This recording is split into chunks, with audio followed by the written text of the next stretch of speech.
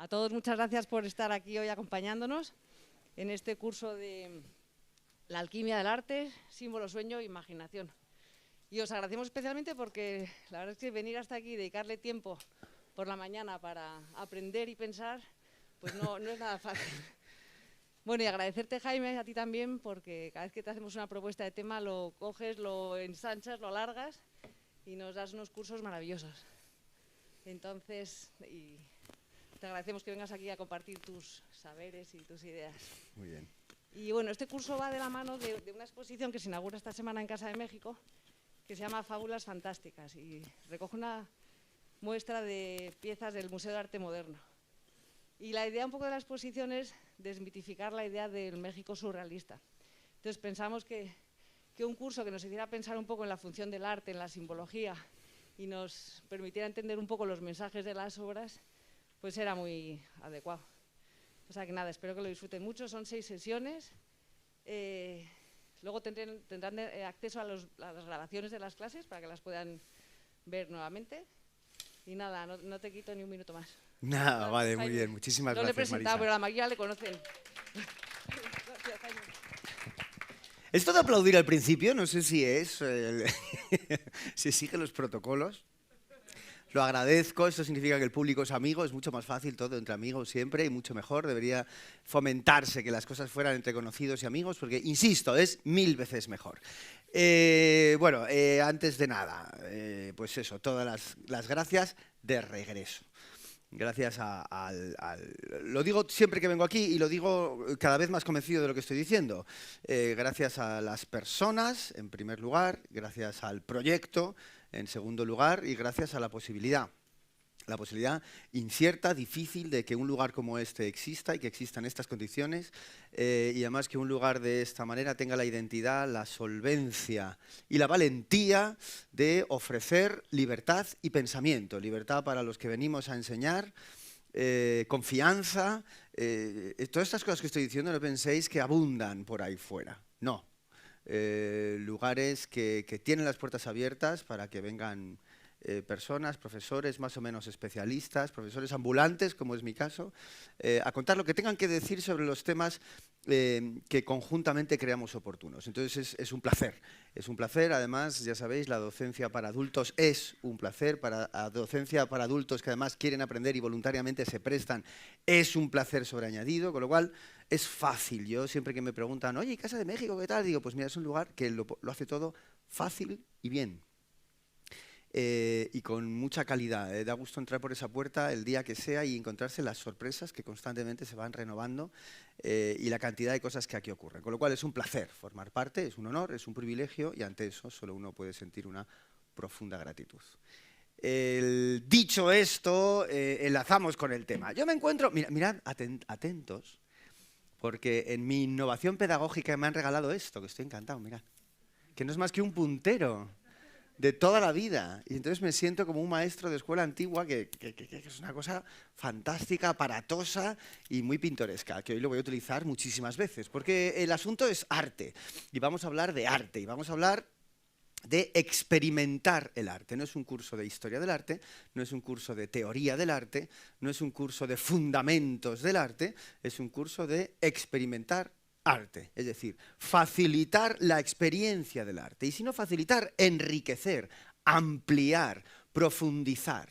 Es decir, el curso tiene la extraordinaria pretensión, seguramente desmedida, me ocurre muchas veces, de posibilitar que cuando nos enfrentemos, yo el primero, a una obra de arte, veamos más. Veamos, pensemos, sintamos, comprendamos y la experiencia sea mayor y más enriquecedora. Para la exposición en curso o las venideras, pero es verdad que la propuesta de esta exposición abre las puertas de una manera muy singular a la posibilidad de querer profundizar en ciertos conceptos vinculados con la experiencia del arte. Lo resumo rápidamente porque quiero entrar en faena y hoy el tema es gordo. Básicamente el programa es este que habéis visto, primera clase, el arte como laberinto. Hablaremos de la importancia del simbolismo en el arte y muchas veces nos vamos a acercar al arte en función de un símbolo vinculado con todas las obras de arte. Hoy el principio tiene que ser el laberinto, sin lugar a dudas, con toda la magnitud que tiene esa simbología y con toda la experiencia que suscita el acercarse al concepto del laberinto. La segunda clase será el arte como hechizo y por lo tanto será la clase más dedicada a eso de la alquimia, si bien hoy, por ser la alquimia del arte, el título, tendremos que hacer una breve reflexión.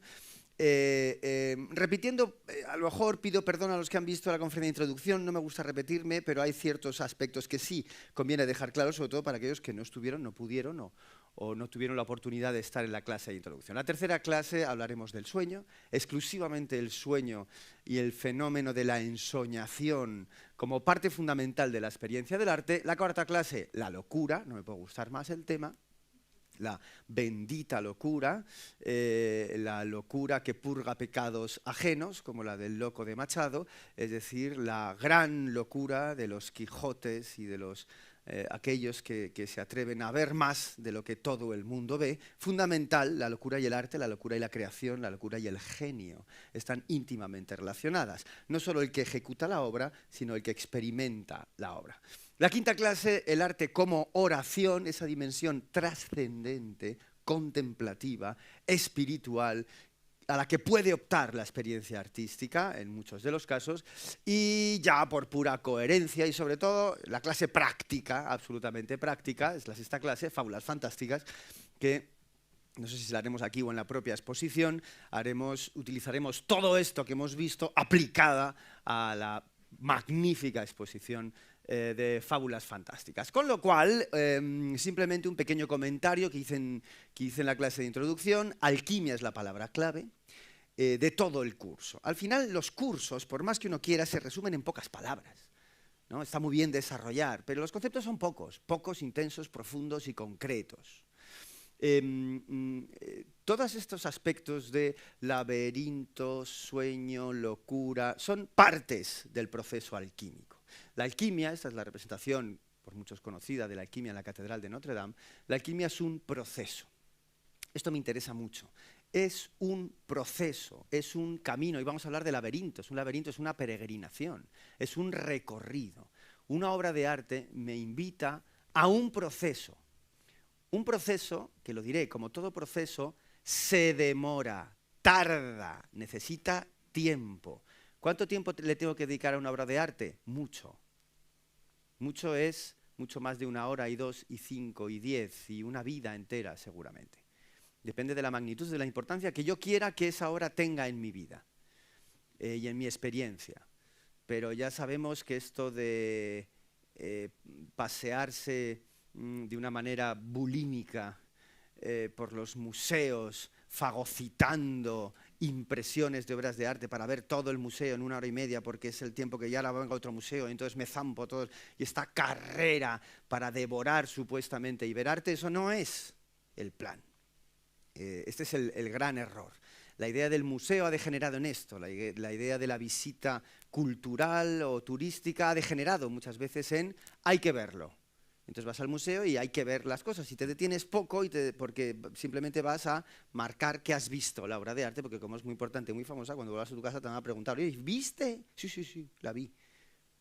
Pero la miraste, pero la contemplaste, pero te pasó algo, hay que detenerse. Hay que ver seguramente menos arte y en mayor profundidad. Sí, sin lugar a duda. Lo de disminuir la cantidad en favor de la calidad es algo genérico que habría que aplicar en casi todos los órdenes de existencia del mundo que nos hemos inventado últimamente. Y en el arte, por supuesto, también. La alquimia es un proceso. La experiencia de la obra de arte es un proceso. Es un proceso que se demora, que tarda, que tiene su tiempo, que tiene sus procesos. Esa alquimia árabe que servía para transmutar la materia, para transformar la materia y alcanzar un grado de excelencia en esa materia. Lo desarrollaremos ampliamente el próximo día, que es el día exclusivamente dedicado a la alquimia. Pero ya tenemos 2 conceptos. Proceso, por lo tanto, demora, 1, y 2, transformación. La experiencia de la obra de arte debe ser un proceso que consigue ¿qué? Una transformación. ¿De qué tipo? Bueno, una transformación tanto en la ejecución como en la experimentación. Y aquí me gustaría ser taxativo. La obra de arte no es una cosa que existe, que ha hecho un señor y la pone en un sitio y se ha acabado el proceso. No. Esto es como el teatro. El teatro, ¿cuándo ocurre? Cuando el señor ha escrito la obra de teatro, cuando la han ensayado, en el estreno. No. La obra de teatro ocurre cada vez que se hace. Y ocurre de nuevas. Y ocurre. Y quien da vida y quien cierra el proceso complejo del arte es quien experimenta el arte. Con lo cual, toda persona que experimenta el arte tiene algo de creación. Los que nos dedicamos al teatro sabemos esto bien. El público está creando la obra. El público es mejores, peores, mejor, y más inspirados, menos inspirados, más alegres o nefastos. Hay de todo. Y están creando la obra. El público ve, el público construye, el público arroja a la obra su pensamiento, su experiencia, su bagaje, su imaginación. Alguien que se enfrenta a una obra, a un cuadro, está entregando y está construyendo esa obra de arte. Es decir, me encanta decir esto, el espectador de la obra de arte no es un espectador, tiene algo de creador. El espectador crea con el artista la obra de arte, sí, por supuesto. Por lo tanto, esa idea de creación y experimentación van de la mano. Y en la obra de arte confluyen a nivel, si es que es individual, esos dos opuestos. El que la ha confeccionado, el que la ha diseñado, el que la ha hecho y el que la experimenta. Y tiene que haber un encuentro gracias a la obra de arte. Y eso es un proceso complejo que transforma. ¿A quién transforma, por lo tanto? A los dos opuestos, a quien la hace y a quien la experimenta. Toda obra de arte debe ser candidata a transformar. El arte sirve para transformar. ¿El qué? El mundo, el pensamiento, la sociedad. Aprender es transformar. Y eso que la obra de arte no siempre tiene que ser didáctica. Supone un impacto, o debería aspirar a suponer un impacto que hace cuestionar tanto al que la ha hecho como al que la experimenta para transformar, para enriquecer, para cambiar, a lo mejor para empobrecer, para asustar, para algo. Tiene que haber un cambio, una transformación, un movimiento. Con lo cual esta idea del alquimista que coge la materia y la transforma es absolutamente fundamental. La palabra clave asociada, por lo tanto, con la alquimia es la metamorfosis, la transformación. El arte transforma a quien lo hace y a quien lo experimenta. Artistas que han trabajado la transformación son infinitos, Escher, etcétera, veremos. Y luego simplemente el dato clarísimo de esa dimensión artesana del arte, ¿no? Cojo la materia y la transformo. Este arte elemental de coger barro con agua, tierra con agua mezclada y convertirlo en una figura que expresa algo. La transmutación de la materia implica la transmutación de quien está operando. El alquimista destilaba, calentaba, cocía, filtraba, manipulaba la materia para transformarla en algo más puro, más excelente, el famoso oro filosofal. Eso, que era un trabajo externo, se correspondía con un trabajo interno. Es decir, toda esa alquimia que ya no es operativa, sino seguramente especulativa o interior o trascendente. Al trabajar la materia, la metáfora era el trabajo propio, personal. Alcanzaba un grado de excelencia. Hasta ahí la alquimia, pero es que esto es arte. Además, ese producto va a transformar también a la persona que lo va a experimentar, que lo va a ver. Con lo cual, hoy, ahora sí, arrancamos el arte como laberinto. El símbolo, lenguaje, pensamiento simbólico, símbolo, el camino del artista, tal, está resumido, para que verlo, vamos al grano. Antes de nada, también, apunte fundamental, pongámonos de acuerdo sobre lo que es un símbolo. Porque no es que en el arte haya símbolos, que los hay, es que el arte en sí mismo es un símbolo.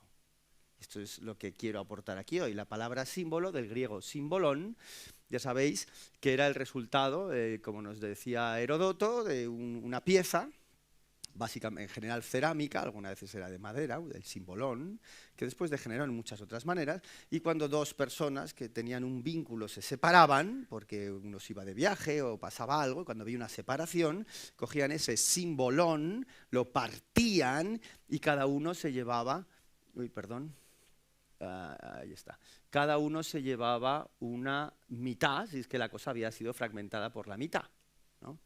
¿Cuál era el destino del símbolon? Que el reencuentro, esas dos piezas se reunieran. Sin es juntar, bolón, bolein, viene de arrojar, arrojar junto, lanzar de modo unido.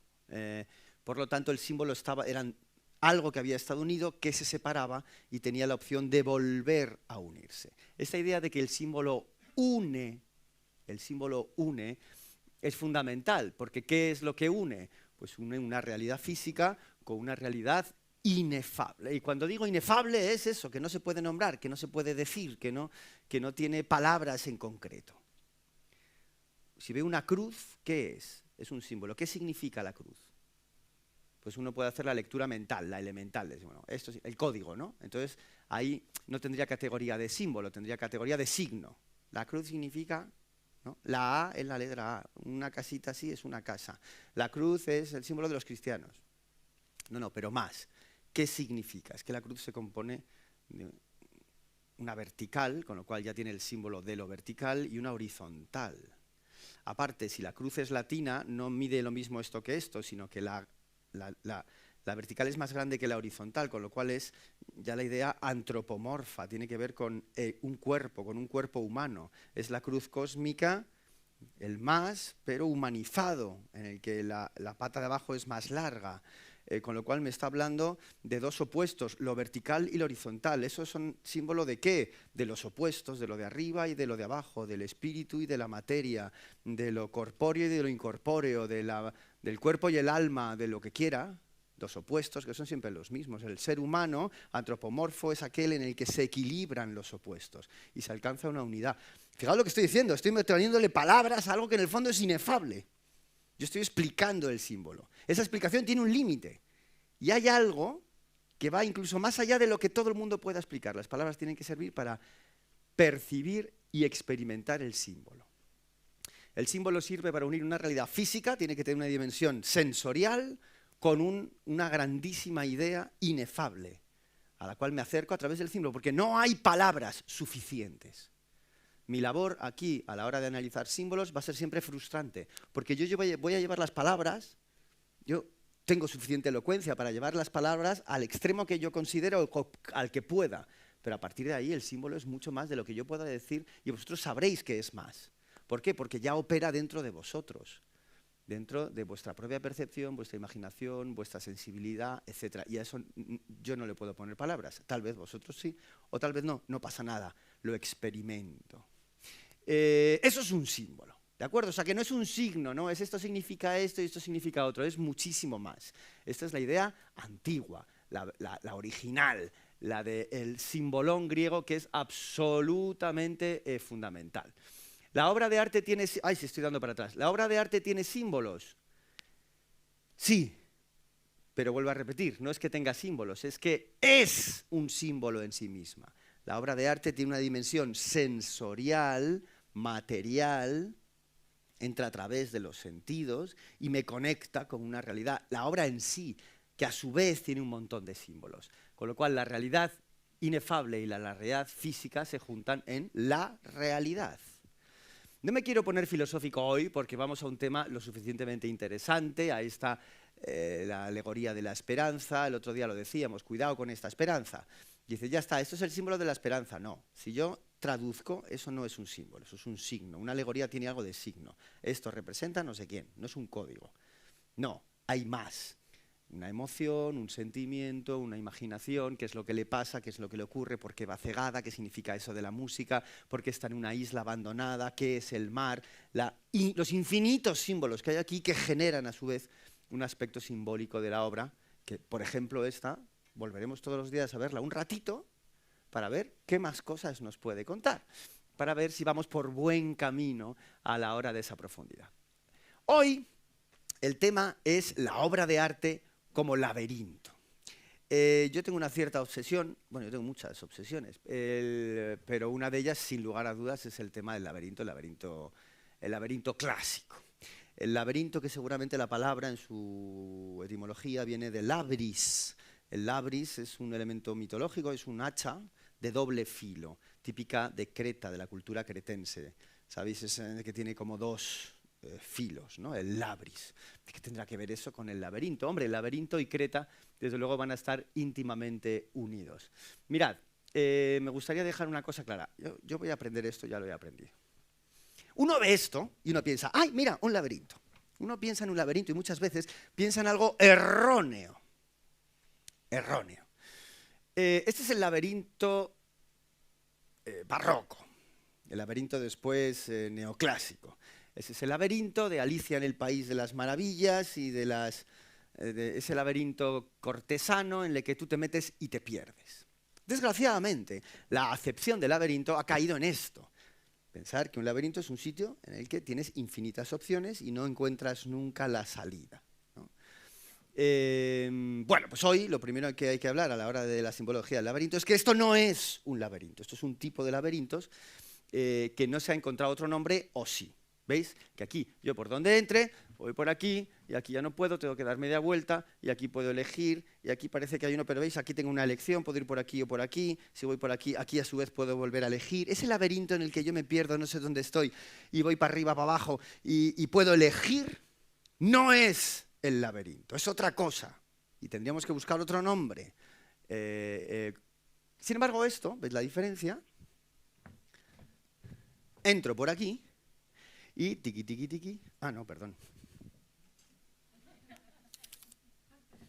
Oh, esto es el poder, ¿eh? Estoy encantado. Ni láser ni nada, un palo. Entro por aquí y fijaos, tiqui, tiqui, tiqui, tiqui, tiqui, tiqui, tiqui. ¿Estoy eligiendo? No. ¿Por qué no elijo? Porque solo hay un camino. ¿Y ese camino por dónde pasa? Lo voy a decir. Por todos los sitios. Solo hay un camino que pasa por toda la superficie. En el otro, en este laberinto, hay sitios por los que no voy a pasar, porque si no elijo pasar por ahí, pues no paso. Con lo cual, no se pasa por todos los sitios. Esto es distinto. ¿Aquí te pierdes? No, solo tienes que avanzar. La única manera de no llegar al centro es si te paras. Esto es una metáfora, perdón, y un símbolo de la vida. La única manera de no llegar al centro es si te paras, pero si sigues, el camino está ya hecho. Solo tienes que recorrerlo. Es decir, darle su espacio y su tiempo. Dimensiones en las que vivimos inmersos. Pero sigue. Y además completa toda la geometría. En esta danza de izquierda a derecha, sube, baja, tal, hasta llegar al centro. Es más, cuando llego al centro, ¿cómo salgo? Por el mismo camino, pero al revés. Con lo cual es el mismo camino y no. Y no. Pero no me queda de otra. Esto es lo que técnicamente, en el mundo de la simbología, se llama un laberinto. Los ingleses, que son muy cucos en muchas cosas y muchas veces con su lenguaje, muy acertadamente tienen dos palabras distintas para estos dos laberintos. A este laberinto que me pierdo, que no sé dónde estoy, el del pasatiempos, del librito de pasatiempos, es un maze, palabra buena, y luego está el labyrinth, es decir, el laberinto, el laberinto simbólico, sobre el que hoy tenemos que reflexionar porque la obra de arte va a tener que ver con esto. Mal asunto si la obra es esta, la obra tiene que ir por aquí. Fijaos, ahí está, este es uno de los laberintos más famosos, si no el más famoso por su composición. Excuso decir que geométricamente dibujar un laberinto clásico, un laberinto simbólico, es un ejercicio de geometría sagrada complejísimo, si bien los más antiguos son tremendamente sencillos.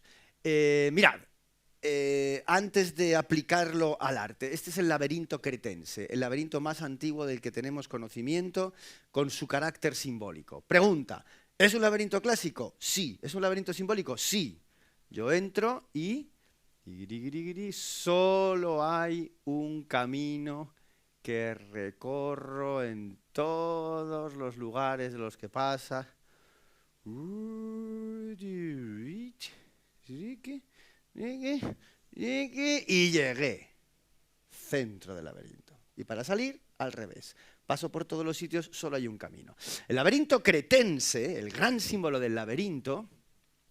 Bueno, os he hecho esto por si os mandan la presentación para que hagáis el dibujito. Se puede dibujar muy fácil, son un minuto, pero no me he podido resistir a hacerlo. Fijaos, desde esta construcción, una cruz y 4 puntos es facilísimo, porque directamente hace el laberinto más sencillo que se ha hecho desde la prehistoria que lleva haciendo el ser humano. Voy uniendo un punto con esto, y con lo cuanto después esto, con esto, y esto con el siguiente. Mirad, lo vais a ir viendo y hace el laberinto más sencillo Espera a ver si le doy. Ahí está. Siguiente unión. Facilito, ¿no? Y ya está. Este es el laberinto más sencillo del mundo. El que aparece en piedras, petroglifos, en Egipto, en América, en China, en el mundo entero. 1000, 2000 antes de Cristo. ¿Cómo es posible que ese símbolo sea universal? Pues claro, porque es uno de los primeros y más importantes símbolos. ¿Es un laberinto? Sí. Entro y llego al centro. Y salgo al revés. Os he dejado también que es un poquito más complicado a la hora de componer. Lo hago rápido, pero si lo dibujáis, esto es fundamental. Cuando uno está tomándose algo con la servilleta hay que estar dibujando laberintos todo el rato, que hace mucho bien. Este es más complicado, la danza, pero si lo hacéis despacito, efectivamente sale que es uno de esos laberintos. Fijaos, esto que he dibujado aquí, este ya es otra cosa. Este ya no obedece al mismo parámetro y había que saber mucha geometría para hacer ese laberinto. El laberinto está asociado con un mito, y el mito del laberinto es el mito de Teseo y el Minotauro. Es decir, la historia es importante para comprender el símbolo. Un mito es mucho más que una historia. Un mito es una metáfora. Un mito es un símbolo que a su vez tiene muchos símbolos dentro. Por eso el relato mítico se tiene que contar muchas veces. No es que ya te sabes la historia. No te la sabes. Si estamos hablando de símbolos, no te lo sabes nunca. Nunca lo has comprendido del todo. Esto no sé si os genera angustia o placer. A mí un enorme placer. Saber que algo es lo suficientemente eterno, grande e infinito como para no darlo por definitivamente conocido jamás. El arte debe aspirar a esto. ¿Cuánto tiempo he de ver una gran obra de arte? ¿Cuánto tiempo hay que ver el descendimiento de Van der Weyden? Pues responderé, todo lo que puedas. Tenía un amigo que no vivía en Madrid y cuando iba a Madrid iba al Museo del Prado, decía a saludar. No, tengo que ir a saludar. ¿A qué? A los cuadros, a saludar, ¿qué tal? ¿Cómo estáis? No sé qué, es algo con el que te relacionas durante tu vida y te pasan cosas. Es infinito. Esta historia es infinita. Por cierto, he puesto una de las imágenes más importantes de Madrid, de ese Madrid olvidado muchas veces o simplemente ignorado, que es mucho más grave que olvidar. Es que ni siquiera te has dado cuenta de lo que tenías. Es curioso cómo Madrid intenta generar una identidad muy particular, un poco artificial, cuando ya tiene unos tesoros muy válidos que le configurarían como un lugar absolutamente excepcional. Esto está en Madrid, no es que sea hecho en Madrid, pero esto es una cerámica ática importantísima que está en el maravilloso Museo Arqueológico de Madrid. Ahí en la tercera planta, en la sala de cerámica ática, que es una de las conjuntos de cerámica ática más importantes del mundo, pues ahí lo tenemos, y ahí tenemos a Teseo, que ha matado al Minotauro, es decir, que este templo que vemos aquí es el laberinto. Fijaos, es un templo, con frontón y con columnas. Es un templo, esto le da una dimensión sagrada, ¿no? Y hay una diosa que le espera, no es Ariadna la que está aquí, es la diosa Atenea, diosa de la inteligencia, de la sabiduría, de los oficios, de la guerra, de muchísimas cosas, que le está esperando. El mito es por todos conocido. Teseo, príncipe ateniense, griego, tiene que deshacer una terrible afrenta, puesto que Grecia tiene que pagar al rey Minos de Creta, de la isla de Creta, un tributo anual de jóvenes, varones y hembras, para que los devore el Minotauro. El Minotauro es el hijo bastardo del rey Minos. De hecho, él no tiene nada con él, es su mujer que ha sido preñada por un toro que ha tenido a esa aberración de la naturaleza y por lo tanto lo esconden en el centro del laberinto. Fijaos, tiene un carácter dual. Es mitad toro, mitad hombre. Esto para un griego era imperdonable, ya sabéis. Imperdonable. La idea de la no unicidad, la dualidad, siempre es peligrosa. Aparte, fijaos, todos los animales terroríficos en Grecia son duales, ¿no? Las esfinges, los centauros, que salvo Quirón son terribles, porque participan de una dualidad, de una contradicción, que pertenece a un orden de existencia anterior a la tercera generación de dioses. Bueno, pues ese monstruo encerrado en su laberinto, y todos los años se les da ese tributo hasta que el príncipe Teseo dice esto se acabó. Va a acabar con el Minotauro y todo el mundo conoce la historia, ¿no?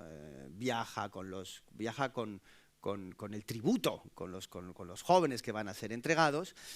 Antes de meterse, conoce a Ariadna, la hija del rey Minos, lo cual pactan un tipo de salida. Del laberinto todo el mundo entra, pero nadie sale, con lo cual ya no solo entrar y matar al Minotauro, sino cómo se sale, porque no se sabe si es que te pierdes, o si es que no hay luz, o qué es lo que pasa, o si es que te come el Minotauro. Es decir, es un interrogante, un enorme interrogante. La pregunta es, ¿el laberinto de Creta era un maze o un labyrinth? Los griegos lo tendrían claro. En todas las películas dirían que un maze. No, era un laberinto clásico. Solo hay un camino para llegar a ese lugar que representa la vida, la muerte, la lucha del héroe, el enfrentamiento con la bestia. Teseo mata al Minotauro y además a puñetazos, que es como la versión antigua, es decir, cuerpo a cuerpo, en ese encuentro sublime, interesantísimo, el que hay que estudiar mitológicamente con mucho cuidado en todos los enfrentamientos de héroes con monstruos, como ese Hércules que mata al león de Nemea, no lo mata, lo ahoga, con tanto lo abraza, con lo cual asume ser ese nuevo león y ya siempre va a llevar la piel del león. El héroe que mata a la bestia no la destruye, la asimila.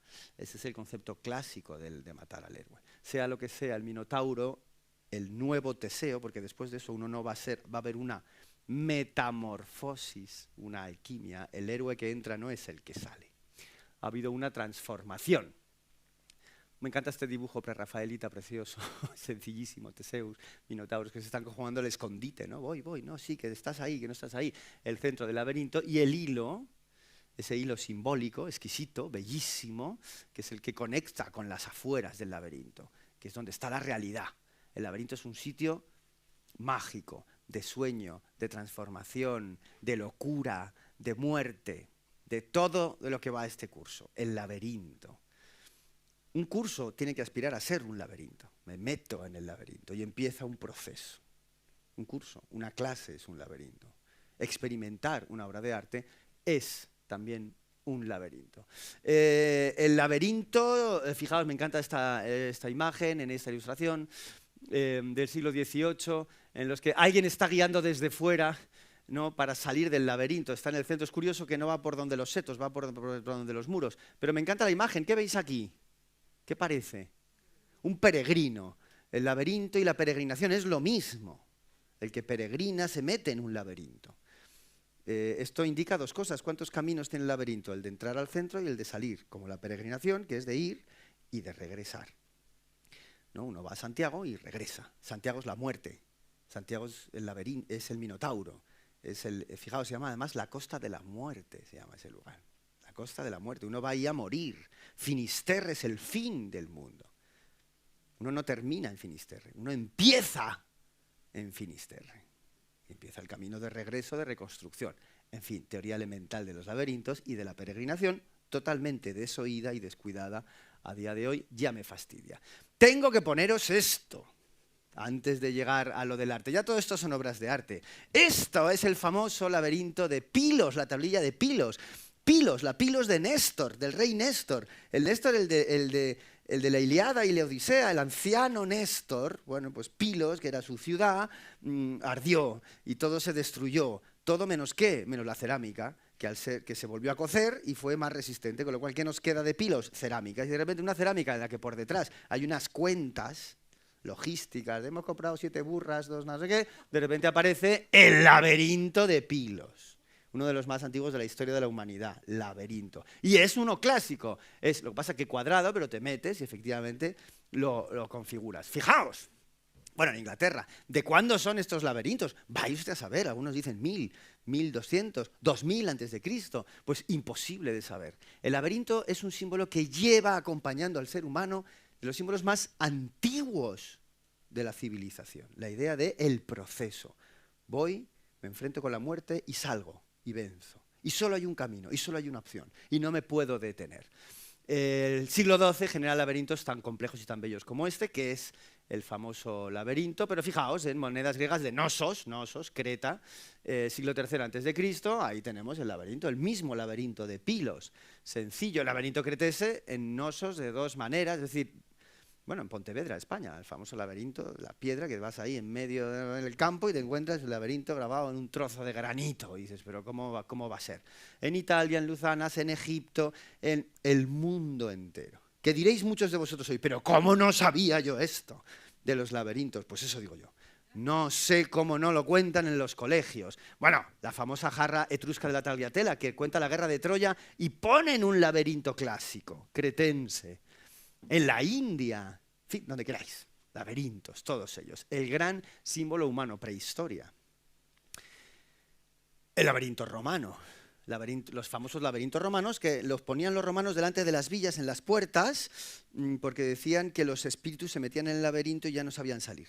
Ojo, siguen siendo clásicos. Es decir, yo entro por un sitio, paso por todos los lugares, lo que pasa es que son muy cuadriculados, muy sistemáticos, son muy predecibles, pero paso, llego al centro y vuelvo. Tardo tanto que el mal espíritu tardaba tanto en recorrerlo que ya llegaba a la luz del día y se tenía que marchar. ¿En cuántas villas aparecen laberintos? En cientos y cientos. Podéis ir a Mérida y ver el famoso, la casa del laberinto, con un laberinto romano de este tipo. Los laberintos, en la simbología era tan importante que en la propia cristiandad, el mundo cristiano los adopta y los utiliza como objeto litúrgico. Y los pone en las catedrales. Y todas las catedrales, especialmente góticas, también algunas románicas, tenían en su pavimento un laberinto simbólico. Si es importante o no. Ahí tenemos el laberinto de la Catedral de Reims, donde en teoría este es el maestro que está decapitado, y es verdadero, solo se pasa por todos los sitios, se pasa por estos 4 maestros a su vez y se llega al centro, pero es un laberinto clásico. Y ahí está, los laberintos de las catedrales francesas, también en las españolas había laberintos. Este es el famoso laberinto de Luca, la iglesia de San Martino de Luca, que está en la entrada, precioso, y hace una alusión a Teseo, al Minotauro, etcétera, que es ese laberinto de 12 niveles, y es románico, insisto, no está puesto en el suelo, bellísimo, bueno, Luca es un lugar asombroso, pero esto también, es decir, es uno de los laberintos preciosos y sobre todo es el gran laberinto. Este es el rey de los laberintos, que muchos conoceréis, que es el laberinto de la Catedral de Chartres, en Francia. En el gótico puro, en la catedral del siglo XIII, una de las catedrales más sublimes que existen en el mundo, en el que en ese pavimento han hecho el gran laberinto de los 12 niveles, que se entra por un sitio, se llega al centro, etcétera, con un desuso espantoso, porque nadie sabe muy bien cómo hay que hacerlo. Ya sabéis que ocurre una cosa que a mí me pone verde cada vez que voy. Primero, que a veces el capellán o el sacristán de turno tiene las sillas puestas ahí en medio. Entonces, claro, están las sillas para sillas. Entonces, por favor, ¿puedo quitar las sillas? No, si se las quito yo, luego las pongo, ¿no? Bueno, un lío total, porque el hombre no quiere que la gente vaya al laberinto. Y después, cuando van muchos los turistas, pues se meten en el laberinto, y entonces se mete uno, y a los 30 segundos se mete otro, y a los 30 segundos se mete otro, entonces aparece como un trenecito horroroso, y dices, que poco saben de laberintos. ¿Por qué? Porque cuando llegues al centro, ¿qué haces? El laberinto se acaba cuando sales por donde has entrado. ¿Sabéis lo que quiero decir? Pero claro, como viene un tren de turistas detrás haciendo el laberinto, pues tienes que salir cruzando esto que es de una grosería, que te da un disgusto decir, Dios mío, ¿qué hago yo aquí? Horroroso, mal. Dices, espérese, que el laberinto es entrar y salir, en fin, estas cosas que hay que hacer, pues si hay que hacerlas, se hacen. El laberinto se utilizaba en la liturgia de Semana Santa, es decir, cuando se muere y se resucita. Laberinto, muerte y resurrección, transformación, metamorfosis. El laberinto de muchísimas catedrales servía de alternativa a aquellos que no podían peregrinar físicamente. Que tú no puedes ir a Santiago de Compostela, no pasa nada. Haz el laberinto rezando y te vale por lo mismo. Es decir, la indulgencia, la salvación, la renovación. El laberinto. Ahí está el laberinto de la Catedral de Chartres. Utilización así más o menos pagana. Es maravilloso que lo hayan respetado. Y ahora viene la metáfora del laberinto como obra de arte. Mirad, a un laberinto se compone a su vez de los siguientes símbolos. Cuando entra uno, por cierto, mirad a ver hoy, como todo es simbólico en esta clase, la vida es un laberinto, sin lugar a dudas. Es un camino de ir y de volver, desde luego es un camino. Lo digo porque que os resuene todo esto. Si al final la cosa es la transformación, mirar a ver de todo esto, ¿qué os suena si lo detectáis en vuestras propias biografías, en vuestro entorno, etcétera? Lo primero que tiene que haber para que haya un laberinto es que uno se tiene que encontrar con un muro. Es decir, yo voy tranquilamente, de repente el laberinto está encerrado. Está encerrado en un muro, hay que entrar. Pero de entrada no puedo entrar. No puedo entrar. Hay un muro enorme y tengo que encontrar la entrada. Y necesito entrar. Es decir, el muro, fijaos, eso es muy fácil. Perdonad aquí que venga. ¿Cuál es el muro? Es que yo voy caminando y de repente ya no puedo seguir por donde seguía. Ya no puedo. El muro me limita, me cuestiona. No puedo seguir. Hay una actitud vital, que es aquel que se encuentra un muro y ahí se quedó. Cuando no te das cuenta que es un muro, oiga, que no vas a poder pasar, pero la gente está muy enganchada a su propia vida y entonces te das y luego te quejas, joder, es que no avanzo. Bueno, pues el muro, he puesto un muro, he puesto el muro con esta obra de arte que es el muro de las lamentaciones, donde los judíos se siguen dando y se dan y se dan y se dan todavía. El muro. ¿Una obra de arte tiene que ser un muro? Por supuesto, tiene que ser algo que te dice, quieto, quieto. Primera función de la obra de arte, para. No, porque tengo que... No, que pares, parar, el muro, el laberinto. Lo siguiente es encontrar la puerta. Entonces yo llego aquí, voy a hacer la metáfora esta teatral, yo voy caminando por la vida porque yo vivo, como me han dicho que yo viva, y entonces de repente no puedo. No puedo y recordar, opción, pum, pum, pum, o opción... mirar y de repente ver que, por aquí puedo seguir. La puerta. Pero en la puerta hay un guardián. Hay un guardián de la puerta. Y el guardián, y por eso he puesto una esfinge, este cuadro maravilloso, maravilloso de la esfinge de von Stuck. Y la esfinge no deja pasar a todo el mundo. Es decir, el laberinto es exclusivo. No le vale a todo el mundo, es tu laberinto. Y para que tú entres, tú tienes que certificar, acreditar, responder algo, si no, no entras. Y te puedes quedar en la puerta del laberinto. Igual que te puedes quedar en el muro, te puedes quedar en la puerta del laberinto porque no das la respuesta y no entras. Y te quedas. Recordad que el drama es pararse, no poder seguir avanzando. Como en la vida, el drama es estar quieto. Esa es la tragedia. ¿Por qué? Porque el mundo es movimiento. Pero es que no puedo entrar porque hay algo que no sé, hay algo que no conozco, algo que debo identificarme. Todas las esfinges que guardan puertas, que esto es la vida misma, preguntan algo. O hay algo que tienes que hacer. La esfinge más famosa, que es la de Edipo, le pone el famoso enigma en el que la respuesta, recordad, es el hombre. La respuesta es él mismo. La respuesta tiene que ver con un acto de sinceridad propio. Yo soy esto, con un acto de desnudez, de sencillez. Es como si la puerta fuera a tu medida, solo tú vas a entrar, pero tienes que saber un poquito quién eres o quién no eres. Es decir, te cuestiona. Ahora lo aplicaremos a la obra de arte, sencillo y bello. Y empieza el camino. El camino es oscuro, es difícil y es, lo diré, solitario. Personal, único, intransferible. Yo camino y nadie camina por mí. Nadie camina por mí. Tengo que avanzar yo. La soledad está muy cerca siempre de la locura. Hay algo de locura en el peregrino, hay algo de locura en el héroe que transita las curvas del laberinto y tiene que confiar porque no ve, no hay luz, es un camino de incertidumbre, por lo tanto de duda, por lo tanto de ignorancia. Pero el camino está hecho, solo tengo que ser valiente, audaz y seguir avanzando. Si dudo de que el camino me está llevando, me paro. También tengo otra opción, es dar media vuelta. Se puede dar media vuelta también. Nunca llegas al centro y ya está, luego pactas con el de la puerta y te quedas en el muro dándote en el muro todo el resto de tu vida. También se puede. Quiero decir, todas las opciones son válidas. En cualquier caso, el camino no es sencillo, no es voy transitando. Es como la gente que se piensa que ir al Camino de Santiago es pasar un mes encantador. No, perdón. El Camino de Santiago es un sacrificio y debe serlo. Y tiene que ser difícil y hostil y complejo. Y a la vez, maravilloso, extraordinario, revelador, bello, pero con lo otro. Nada de, ay, qué bien, me lo he pasado de bien. Pues digo, pues entonces vete a otro sitio, no vayas ahí. Hay que ir precisamente a sacrificarse. Bueno, el centro. Por cierto, el camino también es, el peregrino, el loco, es el caballero andante. Los caballeros andantes, como su nombre indica, andan.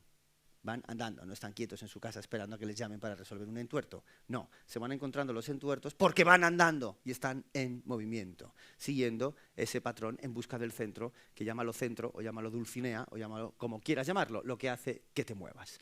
El encuentro con el laberinto, estoy poniendo obrazas, era Daumier antes, de Don Quijote, y esto es uno de los Rubens más Rubens que hay, que es San Jorge y el dragón. El encuentro con la muerte, donde la hora de la verdad, donde todo se juega. El acto de valentía, el acto de reconocimiento, el riesgo absoluto, vivir o morir. Tiene que haber un riesgo. La vida implica un riesgo, la vida es un juego también. Y hay que ser capaz de morir muchas veces. Y no se nace si no se muere antes. Es así. Y por lo tanto, en ese encuentro con lo absoluto, en el orden que sea, siempre aparece este momento radical, brutal, de violencia interior. Puede ser tremendamente sutil. Tengo varios minotauros, este es este de Picasso, bellísimo, con esas manos, ¿no?, que parece que sale del laberinto, con esa especie de dama velada, bellísimo. Toda la simbología de Picasso siempre es apasionante, donde a quien ha descuartizado es al caballo, a la nobleza del caballo. No se sabe si es el horror. Y esas manos como si Teseo se le hubiera escapado el minotauro y hubiera salido, ¿no? O sea, Picasso hace con todos estos temas absolutas maravillas. Y después está, una vez que he matado al minotauro, hay que salir. Se sale con dificultad. Uno ya no sabe quién es, está en la oscuridad, en el útero de la realidad, en la oscuridad, en la caverna más profunda. Uno no es nadie. Y hay algo sutil que me conecta con la luz. Y el camino de regreso es siguiendo, y no tanto por no perderte, porque no te puedes perder, sino siguiendo esa llamada de la luz que simboliza el hilo de Ariadna que me conecta con lo exterior. Esta obra de Perrota que se llama el hilo de Ariadna, que me encanta, ese hilo rojo, sutil, exquisito. Y por último, Ariadna, es decir, esa sensación, le he puesto a la Ariadna dormida. La Ariadna dormida es la Ariadna de Naxos, no es la que espera a Teseo a la salida. Pero bueno, esta idea de la mujer, lo fértil, la vida, lo femenino simbólicamente, el nuevo orden renovado, la princesa, el encuentro de lo masculino con lo femenino, el amor, el final, ¿no? Esta también conocidísima Ariadna, de la cual tenemos una muestra en el Museo del Prado. Por lo tanto, y ahora aplicamos al asunto, cuando decimos que una obra de arte opta a ser un laberinto, opta a todo esto. Primero, ¿qué es el muro? Un límite, una barrera, lo que me detiene, lo que me cuestiona, el conflicto. Tenemos una comprensión a veces muy parcial o muy políticamente correcta de la función que debe tener el arte. Parece que la función del arte es agradar. Si la función del arte fuera agradar, su función sería muy pobre. Eso no significa que el arte no pueda agradar. Pero quiero decir, muchas veces uno va a ver una obra de arte, como cuando va a ver una película o una obra de teatro, y cuando acaba está sujeto a ese terrible momento en el que tu acompañante te dice, ¿qué tal? ¿Te ha gustado? Entonces tienes que responder esa terrible respuesta de sí, no, sí, pues no, o si tengo más elocuencia, pues no, pues esto me ha gustado, esto no sé qué, y ahí como que se zanja el tema. Pero lo del gusto o el no gusto está bien, pero hay que trascenderlo, o sea, no acabar ahí. Porque después de la obra, ¿te ha gustado? Vale, sí, no. Ahora, ¿y qué? ¿Qué pasa? El arte no tiene como objetivo agradar. La decoración sí tiene como objetivo agradar. Por lo tanto, la dimensión decorativa del arte es la menos importante. Lo digo porque es que parece que un museo es un lugar de cosas bonitas. No voy a decir bellas, que la belleza es otra categoría. Cosas bonitas. Y todavía se oye, no, esto yo no lo colgaría en mi casa. ¿Pero a quién le importa lo que tú colgarías en tu casa? Este sí y este no, porque este es mono para decorar mi casa, pero es que la función del arte no es decorativa. Ojo, esto apelo a la pedagogía del arte. En los colegios muchas veces se hace que el niño haga cosas monas para llevárselas a su papá y a su mamá y que el niño, ¡ay, qué bonito lo que has hecho! Vamos a colgarlo en la pared. Claro, es catastrófico ese asunto. Catastrófico, porque eso no es artesanía, es arte. Y el arte no tiene que buscar agradar, en ningún caso. Y si lo busca, tiene que estar acompañado de muchas más cosas.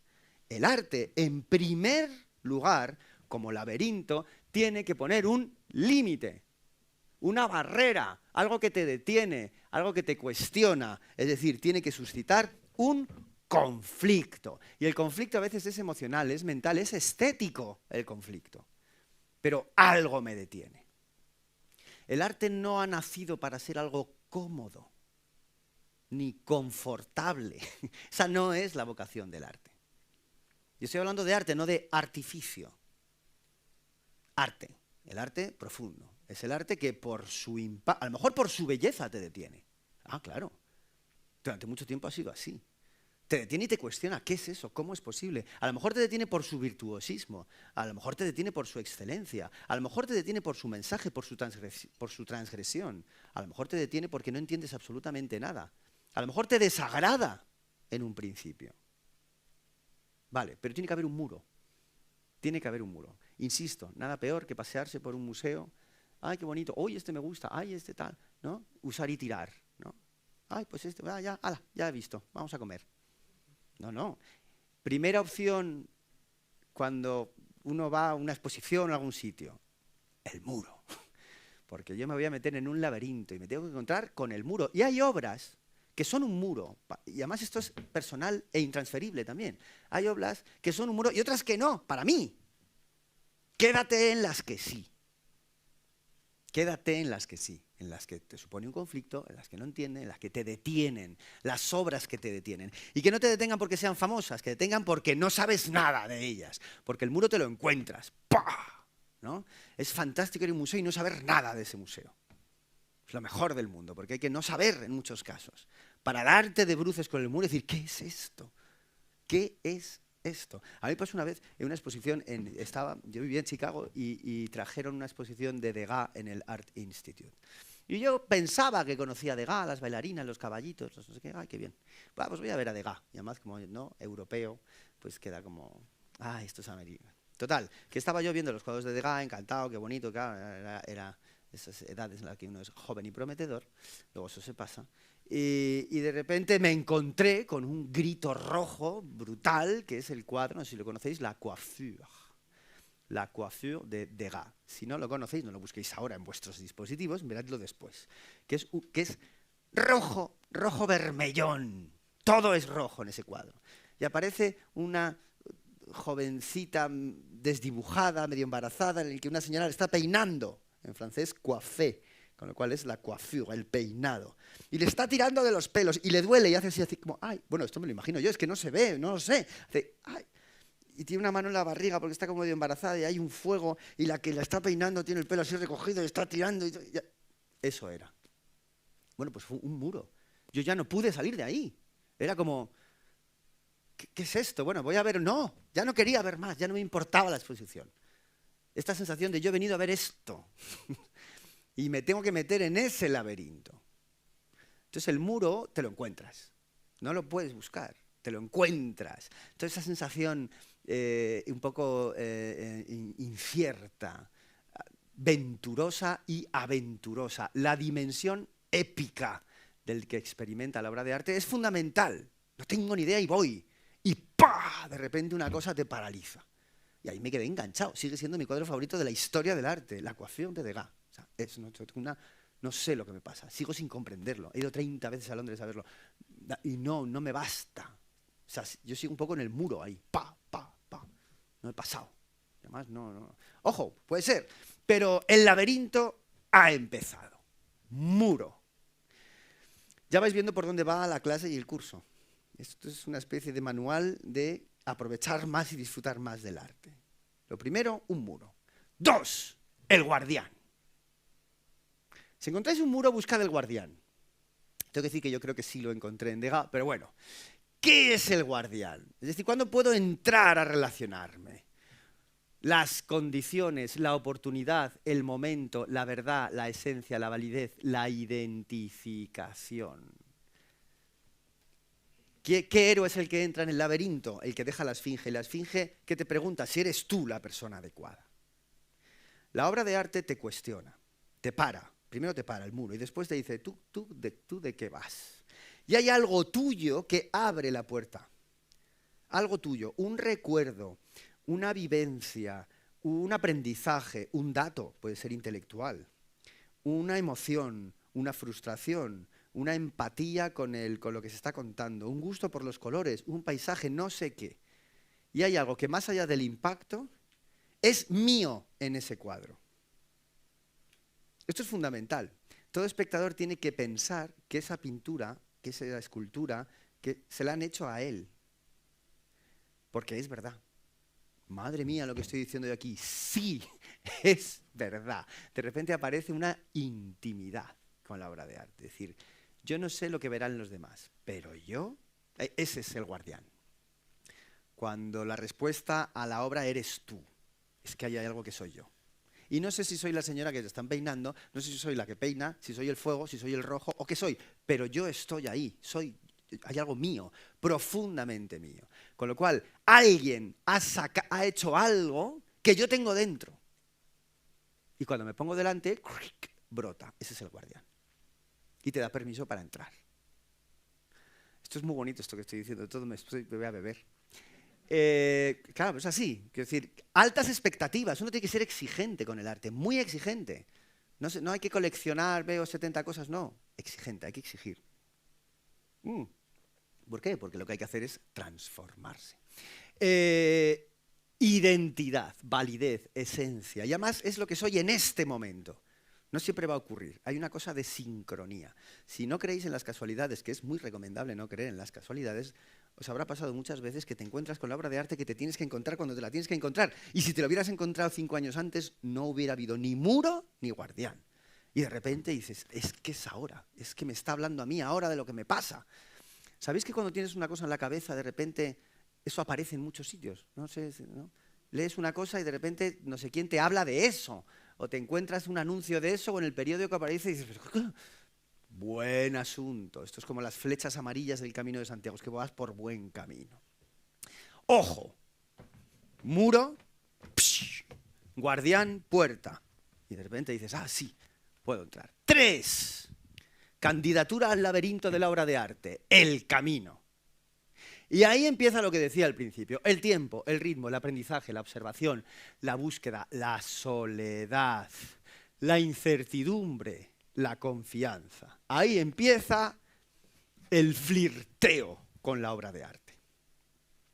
Y es que una vez que me ha cuestionado, una vez que me deja entrar porque yo tengo algo que ver, ahí hace falta tiempo. Y además lo voy a reivindicar 70 veces. Tiempo. No sé si es mucho o es poco, pero tiempo. ¿Para qué? Para que la obra se desvele. Recordad, la verdad está velada siempre. La verdadera belleza está velada siempre. Y desvelar es un proceso de demora. Yo tengo que pasar muchos ratos delante de esa obra de arte. Y tengo que volver. Y volver después de un tiempo y volver a mirar, porque hay más. Siempre hay más. La profunda observación, atenta, ignorante.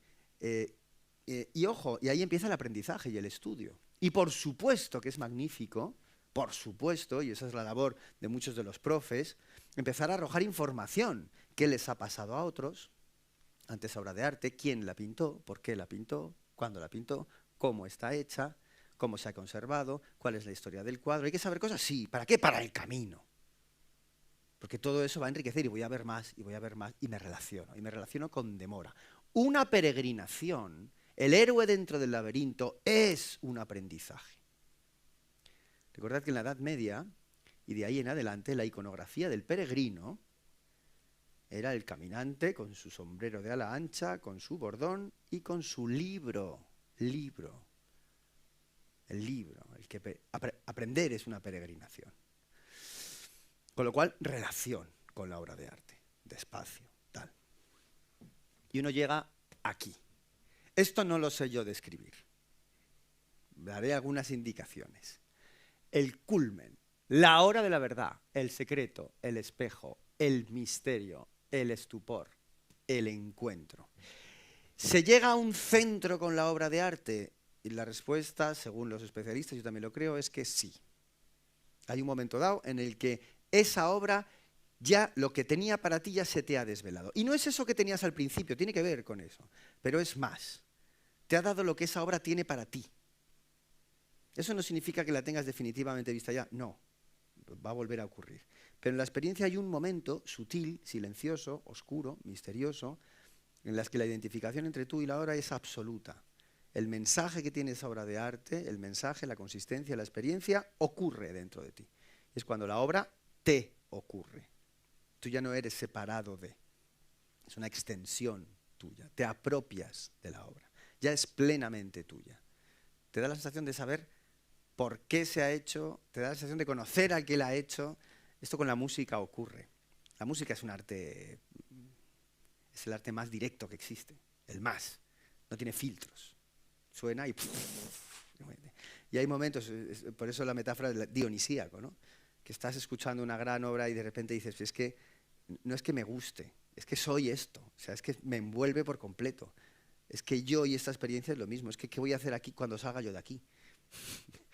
Es que qué terrible que se acabe, ¿no? Pero esa experiencia transformadora, esa catarsis, que es la que ocurre aquí, a la que debe aspirar la obra de arte, tiene el camino de salida. Y hay que salir, y hay que salir. La propia obra te indica un camino de salida. Salir es regresar al orden profano, al orden de la realidad. Todo arte es sacro, todo arte, no existe un arte sacro. Todo arte es sagrado en sí mismo. ¿Por qué? Porque es un laberinto, y el laberinto es un templo. Y del templo hay que saber salir. Esto me importa mucho en el contexto cultural del siglo XXI, en el que hay un gran problema para salir de las cosas, para acabar, ¿no? En esta afición por generar muchos estímulos, ¿no? Grandes estímulos, pues todo es mucho poco. En vez de poco, mucho, es mucho poco. No sé si me entendéis. Muchas cosas, pero un poquito, claro. Si son tantas, no puedes. En vez de poco, mucho, es mucho, pero poco, ¿no?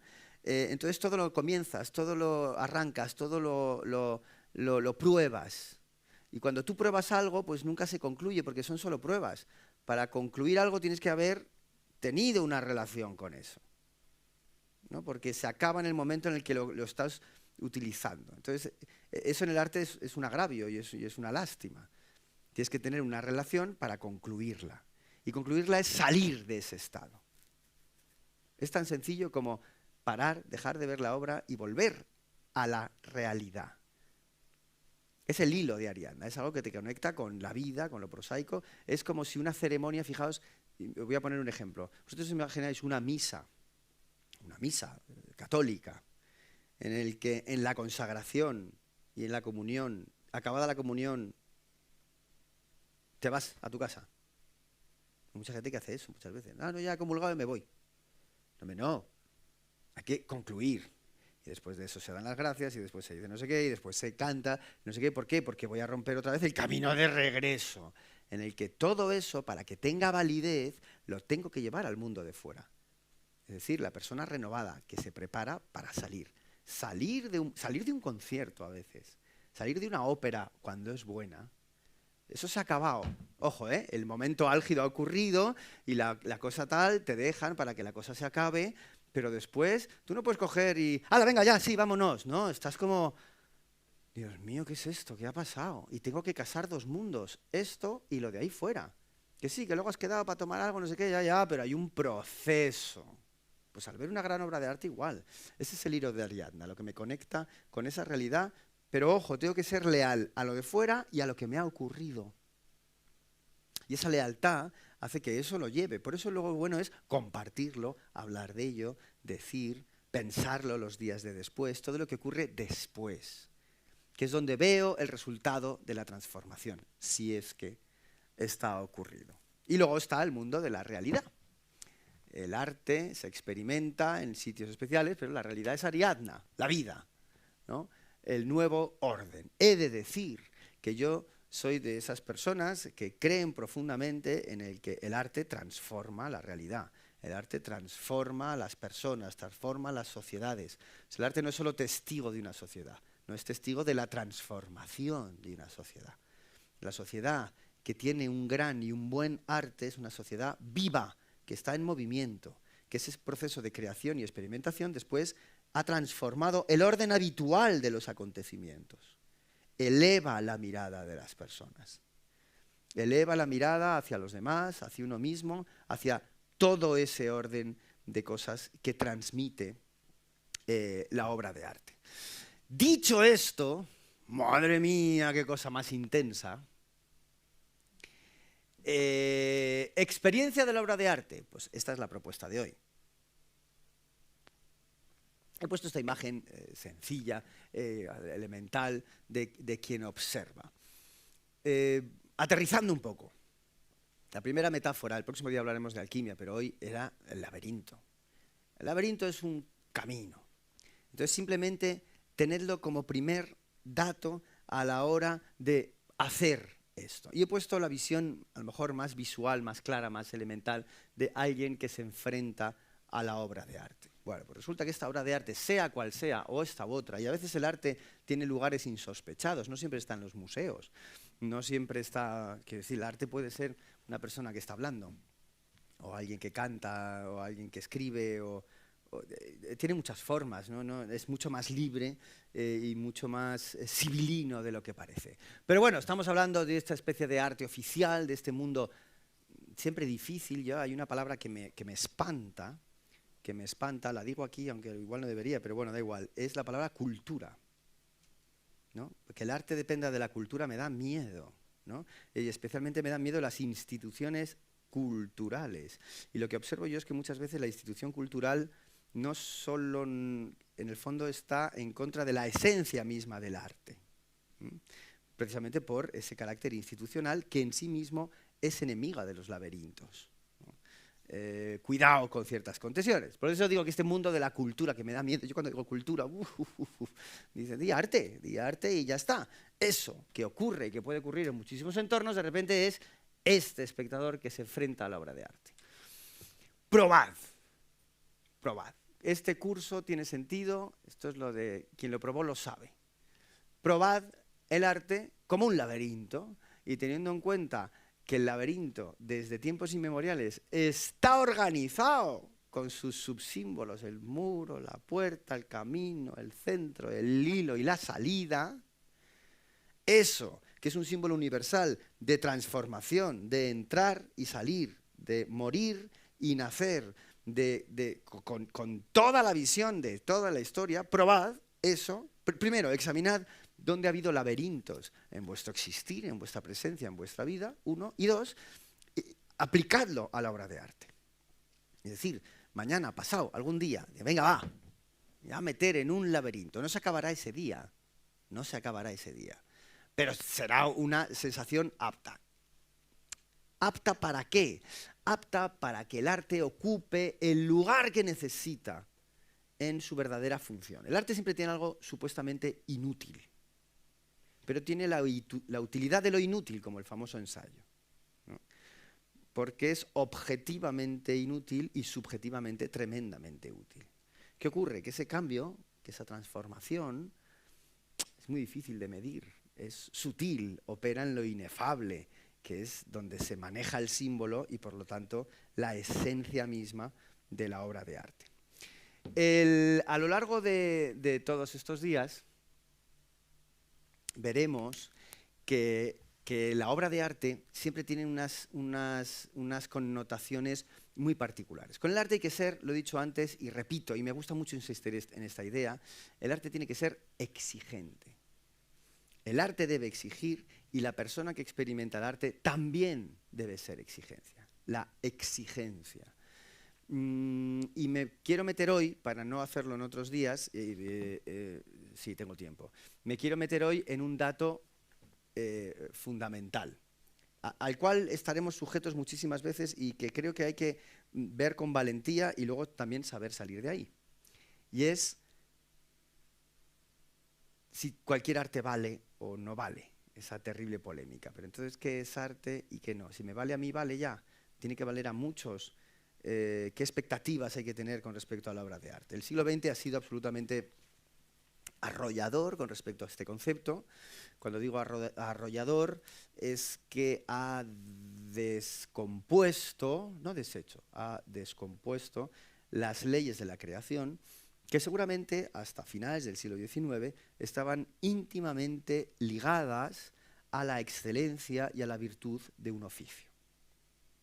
Es decir, bueno, sabemos que un pintor del siglo XVI, XVII pertenecía a un gremio que era un oficio y tenía que tener unas aptitudes profesionales para poder ejercer.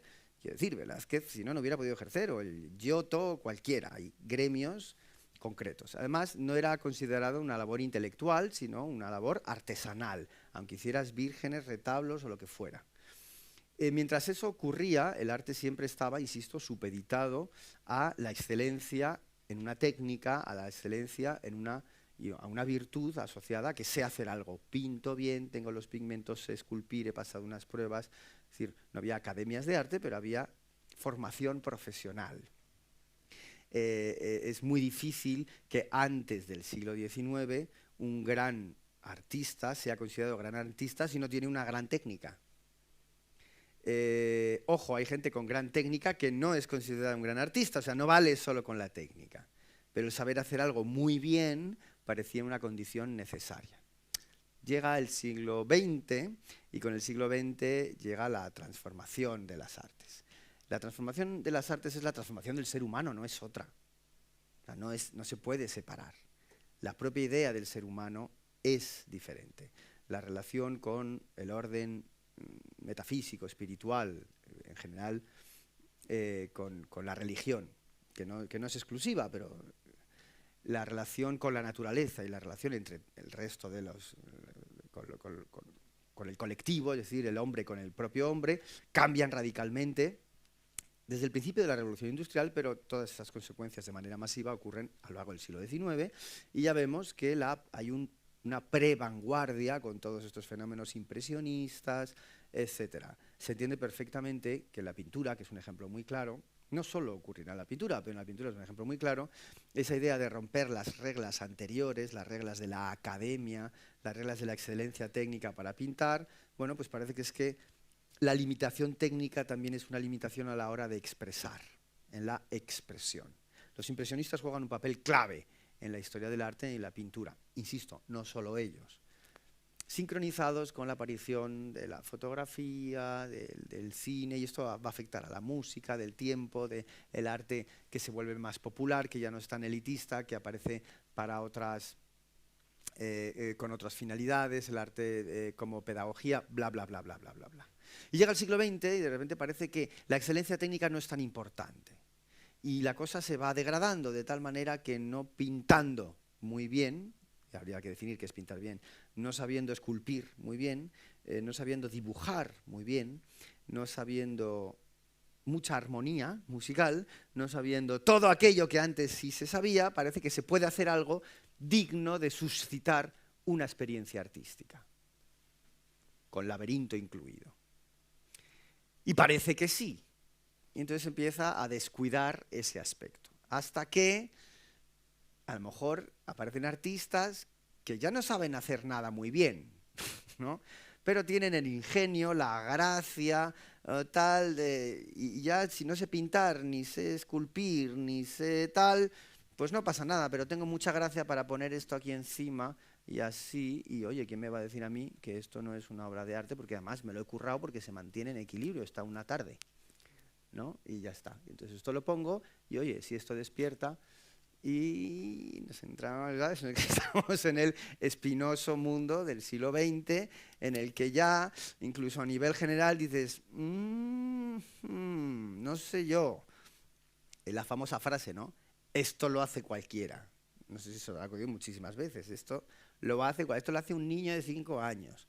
Que unos dirán, oye, pero ¿y qué tienes tú en contra de lo que hace un niño de 5 años? Es que a lo mejor lo que hace un niño de 5 años es profundamente artístico. El debate este no tiene solución. No tiene solución. es altamente complejo. Ojo, va a haber momentos reaccionarios de volver a la técnica y transformar la técnica, y otros no, y aparece el arte conceptual. Y el siglo XX ha dado para todas las cosas.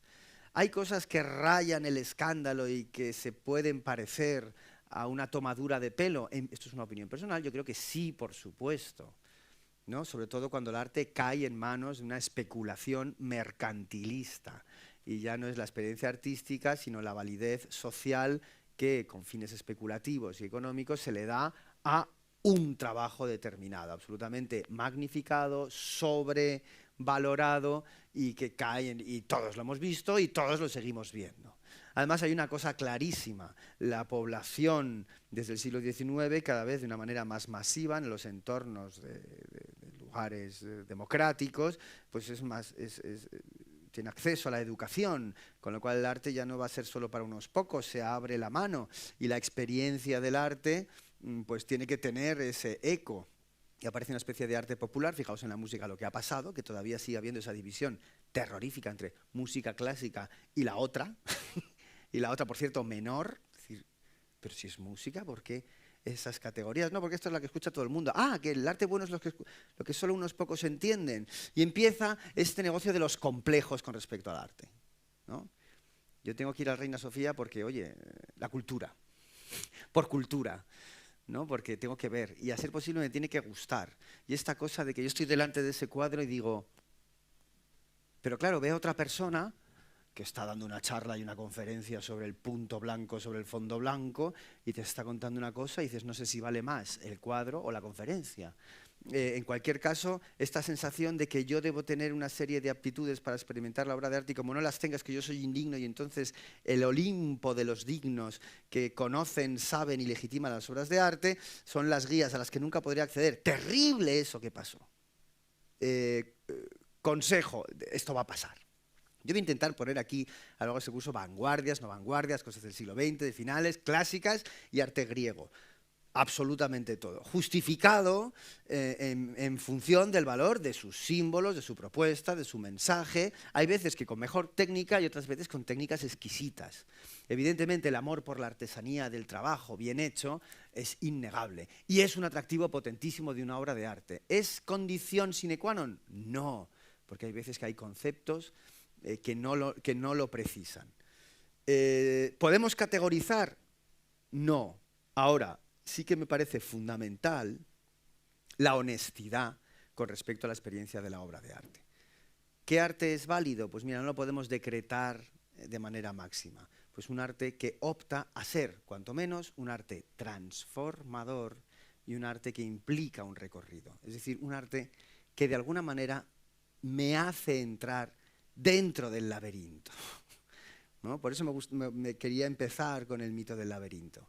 Un arte que me cuestiona, un arte con el que me identifico, un arte que me invita a un recorrido y un arte que me transforma para regresar a la realidad transformado, cambiado. Si eso pasa, que no pasa tanto, si eso pasa, desde luego para mí esa obra de arte está legitimada, absolutamente legitimada. Y puede ser cualquier cosa, desde luego, la variedad de seres humanos luego confluye que cuando les pasa a unos también les pasa a otros, no seamos tan ingenuos. Quiero decir, la gran obra maestra hace eso con todo aquel que se atreve a enfrentarse en el arte. Con lo cual, ruptura de prejuicios. Sería fantástico para esta clase que os olvidarais de todo el arte que habéis visto, todo. Yo sé que hay gente aquí que sabe mucho de arte, pues nada, no sé nada. Esta sensación de borrón y cuenta nueva, vamos a jugar, pues esto es un juego, a empezar de nuevo para ver y replantear, y sobre todo sin saber quién es nadie, si una obra es buena, si una es mala, si el autor es conocido, si no es conocido. No, ese estado de pureza, de limpieza, de sinceridad, ese estado que era el que buscaba la vanguardia, en verdad. Eso es lo que buscaba la vanguardia, por parte del que lo creaba y por parte del que lo experimentaba. Esa sensación de renovación importante, pero honesta, limpia, donde lo que me pasa está refrendado por la experiencia que estoy teniendo. Y esa experiencia debe ser exigente, plena, trascendente, interesante y que me alimente intelectual, emocional, socialmente, desde todos los puntos de vista.